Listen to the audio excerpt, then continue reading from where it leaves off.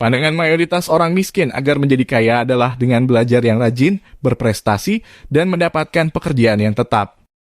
Namun, pandangan orang kaya sangat berbeda. Orang kaya memandang bahwa untuk menjadi kaya seseorang harus dapat menggunakan uangnya untuk mendapatkan keuntungan yang lebih besar lagi. Selain itu, Robert Kiyosaki juga menjelaskan tentang kecerdasan finansial. Karena orang hanya fokus pada jenis-jenis kecerdasan lainnya sehingga masih sedikit orang yang melek keuangan. Hal-hal menarik yang akan kita pelajari antara lain. Bagaimana membuat uang bekerja untuk kita dan bukan sebaliknya. Apa yang dimaksud dengan melek keuangan? Kenapa uang harus dinomorduakan setelah belajar? Apa rintangan-rintangan yang lazim ditemui seseorang untuk menjadi kaya? Bagaimana memantapkan diri untuk segera memulai perjalanan menjadi orang kaya? Untuk menjadi kaya, biarkan uang bekerja untuk kita. Buku Rich Dad Poor Dad mengajarkan bahwa kita harus bisa mempekerjakan uang yang dimiliki.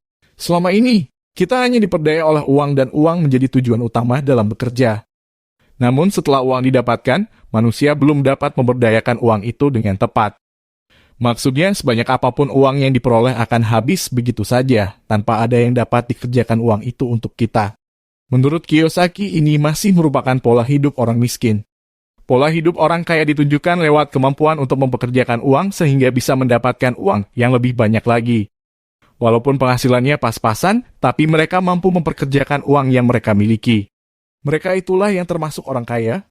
Salah satu cara yang digunakan untuk mempekerjakan uang adalah dengan menginvestasikan uang itu, sehingga dapat memberikan lebih banyak uang untuk kita. Sebagai contoh, saat mendapatkan penghasilan, orang miskin cenderung berpikir untuk segera berbelanja demi memuaskan hasrat mereka atas barang-barang yang sedang digandrungi. Mereka menghabiskan uang mereka hanya untuk itu saja. Sementara itu orang kaya berpikir untuk memperoleh penghasilan lebih dari yang telah diterimanya saat ini. Misalnya penghasilan tersebut digunakan untuk menabung, investasi, atau membuka usaha. Setelah itu mereka baru menggunakannya untuk berbelanja. Melek keuangan itu penting, tapi masih belum banyak dipahami orang. Faktor utama yang melatar belakangi hal tersebut adalah karena melek keuangan tidak diajarkan di sekolah formal. Sistem pendidikan yang diterapkan saat ini sebagian besar masih melatih orang untuk menjadi karyawan teladan yang hanya bisa bekerja untuk uang. Hal ini masih merupakan cara pandang orang miskin. Selain itu, sistem sekolah juga tidak dapat memberi wawasan tentang prinsip-prinsip bagaimana orang kaya dalam mengembangkan kekayaannya. Untuk menjadi kaya, kita harus mengetahui pentingnya melek keuangan. Aturan dasarnya, kita harus dapat membedakan antara aset dan liabilitas. Kebanyakan orang bekerja mati-matian untuk uang karena mereka tidak mengetahui perbedaan aset dan liabilitas. Selama ini, pandangan orang tentang aset dan liabilitas itu sama. Namun kenyataannya, kedua hal tersebut berbeda.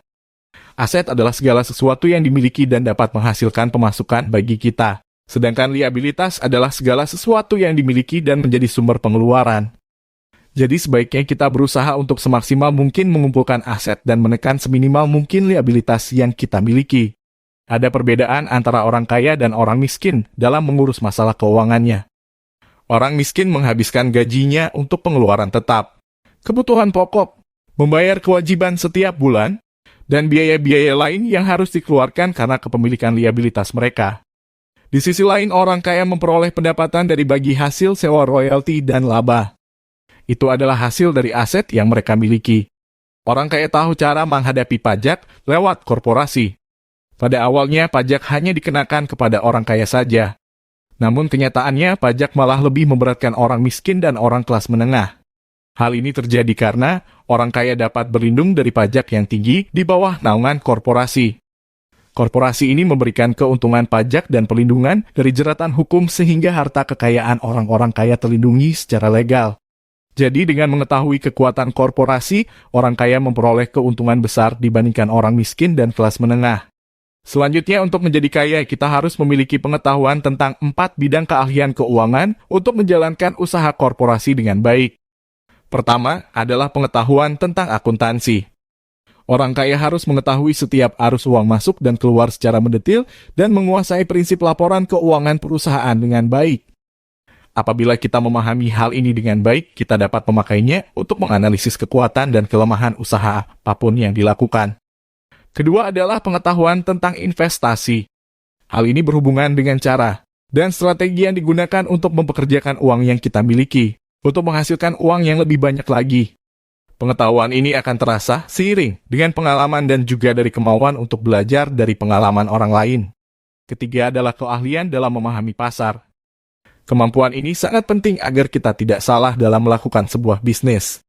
Dengan mengetahui keadaan pasar, kita dapat menerapkan strategi penjualan yang akan mendatangkan keuntungan lebih besar. Di samping itu, kemampuan memahami pasar juga dapat digunakan untuk menganalisis dan melihat peluang yang ada. Keempat adalah pengetahuan tentang hukum. Dengan memahami hukum dan undang-undang yang berlaku, kita dapat menjalankan usaha sesuai dengan peraturan yang berlaku dan menjadikannya sebuah usaha yang legal, yang berbadan hukum. Ini diperlukan untuk menghindari hal-hal buruk yang akan terjadi di masa yang akan datang. Selain itu, pengetahuan tentang seluk-beluk perpajakan juga harus dimiliki. Jadikan belajar nomor 1 dan uang nomor 2. Dalam usaha menjadi orang kaya, kita harus tetap belajar, jangan hanya terpaku pada satu keahlian saja. Apabila kita mempelajari hal-hal baru di luar keahlian, kita akan mendapatkan wawasan dan pengetahuan yang lebih luas. Selanjutnya, kita dapat membuatnya menjadi tambahan penghasilan. Jika dilihat dari sisi pendidikan saat ini, kita hanya diajarkan untuk menjadi profesional di satu bidang yang ditekuni saja. Hal ini membuat kita tidak memiliki kecakapan dalam mengerjakan pekerjaan di luar keahlian. Namun, untuk menjadi kaya, kita perlu belajar hal-hal lain di luar bidang utama yang dikuasai, sehingga kita dapat mengembangkan bisnis lain dalam waktu yang bersamaan. Prinsip orang kaya adalah selalu menjadikan tempatnya bekerja sebagai tempat belajarnya. Mereka berusaha mendapatkan banyak ilmu dari apa yang mereka kerjakan dan menggunakannya sebagai bekal dalam membangun bisnis mereka sendiri. Apabila kita bekerja untuk uang, kita akan selalu pada titik yang sama, tidak akan pernah berpindah. Kita akan selalu melakukan rutinitas harian tanpa ada pelajaran baru yang dapat diambil. Tapi apabila kita bekerja untuk belajar, kita akan mendapat keuntungan ganda, yaitu pengetahuan dan uang. Uang akan kita dapatkan apabila kita bekerja, tapi pengetahuan tidak akan bisa didapatkan apabila kita tidak mau belajar dari apa yang kita kerjakan. Setiap hal pasti ada rintangannya dan setiap rintangan pasti ada jalan keluarnya. Berikut ada 5 rintangan yang akan dihadapi oleh seseorang untuk menjadi kaya. Namun setiap rintangan tersebut pasti memiliki jalan keluarnya masing-masing. Rintangan-rintangan itu antara lain, rintangan pertama adalah sinisme. Salah satu hal yang harus dihindari untuk menjadi kaya adalah memikirkan hal-hal buruk yang belum tentu terjadi. Banyak orang yang berpikir negatif terlalu jauh dengan berkata, bagaimana jika ini, bagaimana jika itu. Apabila pikiran telah diarahkan pada hal-hal yang buruk, maka sikap sinis dan kekhawatiran akan menguasai diri kita dan menghalangi kita untuk menjadi lebih kaya. Rintangan kedua adalah kemalasan. Sifat malas sering muncul sebagai penghalang bagi seseorang dalam menggapai tujuan. Seringkali seseorang berkata pada diri sendiri bahwa ia tidak akan mampu mencapai tujuan hidupnya. Hal inilah yang akan membuatnya terlena dan akhirnya malas untuk mencapai tujuan yang telah direncanakan sebelumnya. Cara mengatasinya adalah dengan menguatkan hasrat atau motivasi di dalam diri untuk mencapai tujuan tersebut. Apabila kita ingin meraih kesuksesan, maka hasrat itu harus terus dipupuk dalam diri secara positif. Jangan biarkan ia layu sebelum berkembang. Rintangan ketiga adalah sikap boros. Kebiasaan menghambur-hamburkan uang akan menjadikan diri tetap miskin. Hal ini harus diubah menjadi kebiasaan menabung dan berinvestasi. Uang yang kita miliki harus menjadi sumber investasi di masa depan, bukan sekedar alat konsumsi saat ini. Untuk itu, cobalah berpikir jangka panjang, jangan hanya mengejar kesenangan jangka pendek. Rintangan keempat adalah kesombongan. Kesombongan lahir dari ego ditambah kebodohan. Orang yang sombong adalah orang yang berlagak tahu padahal sebenarnya tidak tahu. Karena kesombongan ini, seseorang tidak akan pernah maju karena dia menganggap dirinya tidak perlu lagi untuk belajar. Untuk mengatasi sifat ini, saat kita merasa tidak memiliki pengetahuan tentang suatu hal, mulailah untuk belajar dan mencari tahu tentang hal tersebut. Rintangan kelima adalah rasa takut. Rasa takut kehilangan uang merupakan hal yang lumrah bagi setiap orang, bahkan orang kaya pun merasakan hal yang sama. Namun permasalahannya bukan terletak pada rasa takutnya, tapi pada cara kita menyikapi rasa takut tersebut. Seseorang yang takut kehilangan uangnya tidak akan berani untuk memulai investasi yang mungkin akan dapat menggandakan uang yang sudah dimilikinya.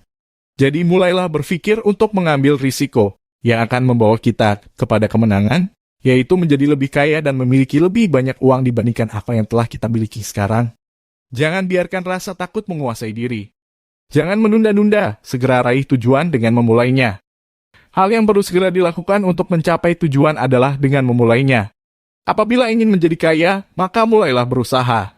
Dalam buku ini, Kiyosaki memberikan beberapa saran agar kita dapat segera memulai perjalanan menjadi orang kaya.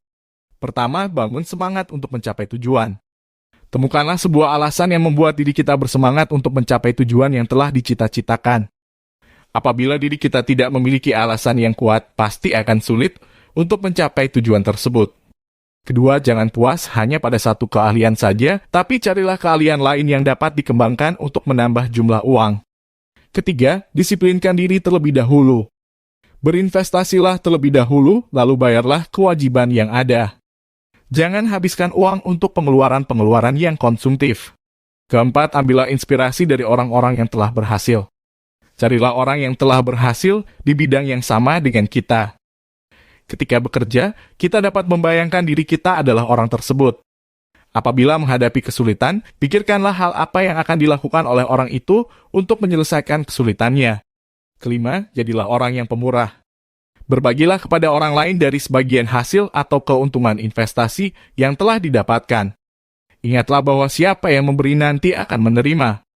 Kesimpulan dari buku ini, orang yang memiliki penghasilan besar belum tentu bisa menjadi orang kaya. Kekayaan berhubungan dengan kemampuan untuk mengelola uang yang didapatkan. Untuk menjadi kaya, seseorang harus melek keuangan. Kita harus memahami perbedaan antara aset dan liabilitas. Usahakan untuk menginvestasikan uang yang dimiliki agar uang itu dapat bekerja untuk kita. Jangan hanya puas pada satu bidang yang telah dikuasai, tetaplah belajar hal lain di luar spesialisasi yang telah dimiliki. Pekerjaan bukanlah sekadar tempat untuk mencari uang, melainkan juga wadah bagi untuk mengumpulkan ilmu dan pelajaran baru.